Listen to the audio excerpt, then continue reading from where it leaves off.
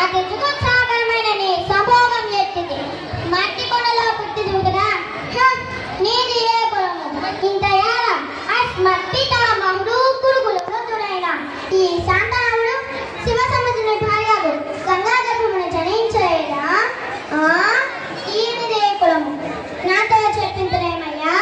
మా వంశములకు మూల పురుషుడైన వశిష్ఠుడు దేవవేష గౌనసీపుత్రుడు కాదా? అతడు పంచమి జాతికని అయిన అరుంధతి అను శక్తిని, ఆ శక్తి చండాలంగనే ఎందు పరాశరుని, ఆ పరాశరుడు పల్లెపరుచైన వంశయంతి ఎందు మా తాత వ్యాసుని, ఆ వ్యాసు విరోధాంజైన మా పితామహి అమ్మకతో మా తండ్రిని, పితామహి అంబలకతో మా పినతండ్రి పాండురాజును, మా ఇంటి దాసితో ధర్మ నిర్మాణ జనని మీతో కీర్తించబడుతున్నా. ఈ విదురదేవుని కనలేదా? సందర్భావ అవసరములను బట్టి క్షేత్రబీజ ప్రాధాన్యములతో శంకరమైన మా కురువంశము ఏనాడు కులహీనమైన కాగా నేడు కులము కులం అనే వ్యర్థవాదములంటులకు ఓ రాచరిక అర్హతను నిర్ణయించినది.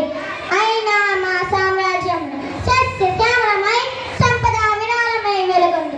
అంగరాజులకు ఇప్పుడే ఇతని మోతాభిషిక్తునిగా గాంచుచున్నాను. సోదర దుశ్శాసన అనవరవరంత ఖచ్చిత కిరీటంలో వేగముగా తెమ్ము. మామ గాంధార సార్వభౌమ సురుచిర మణిమణిత స్వర్ణ సింహాసనం తెప్పింపుము. పరిచారకులారా పుణ్య భాగీరథి నది తోయముల నందకొలరు కళ్యాణ భట్టులారా మంగళ సూర్యాములు సుస్వరముగా మ్రోగనండి. వంగనద్దులారా కన్న మహారాజుకు కైవారముగా వెంపుడు.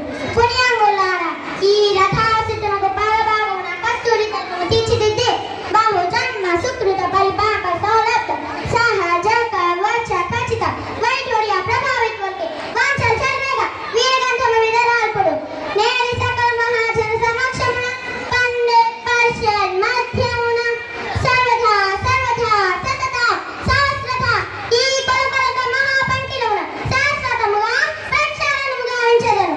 అందరికీ ధన్యవాదాలు.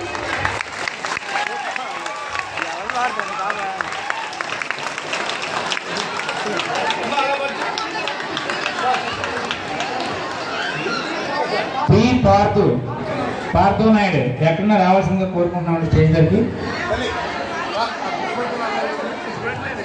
P Partha Naidu, second class.